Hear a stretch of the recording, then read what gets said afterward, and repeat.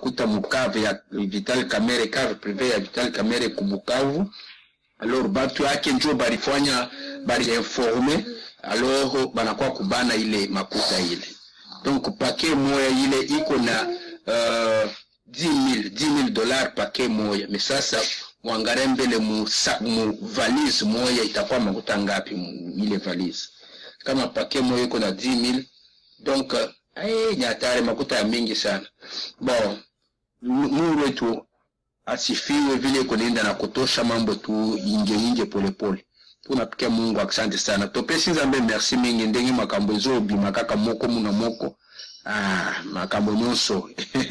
Ekoyebana nzambe wetu angata butumbi. Angata butumbi vraiment mo akutu loho la secret.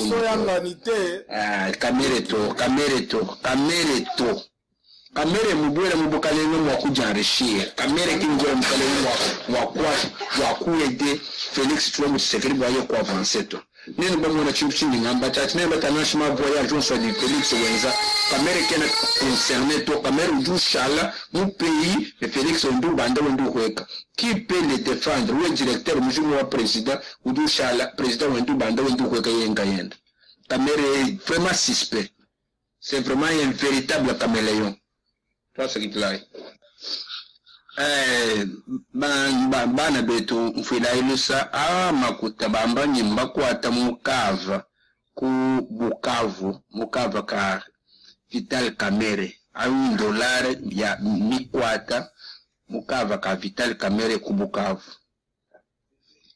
Cave privé nani cave privé où il y a Vital Kamerhe. Merci infiniment de nous avoir suivis. To sepeli mingi bolandi biso boyoki ndenge tata oyo azoloba ndenge bakangi mbongo ya Vital Kamerhe na bakave na yana Bukavu.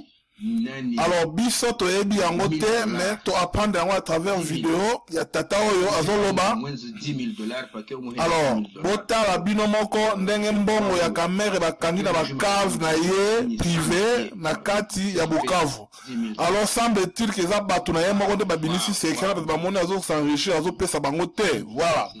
Donc eza mawa mingi na kotala makambo boye ezo sema na mboka Congo alors que population ezo souffrir. Nani oyo eza makambo ya nani mbongo bakangi yango na Bukavu na cave privé ya Kamerhe kuna na Bukavu.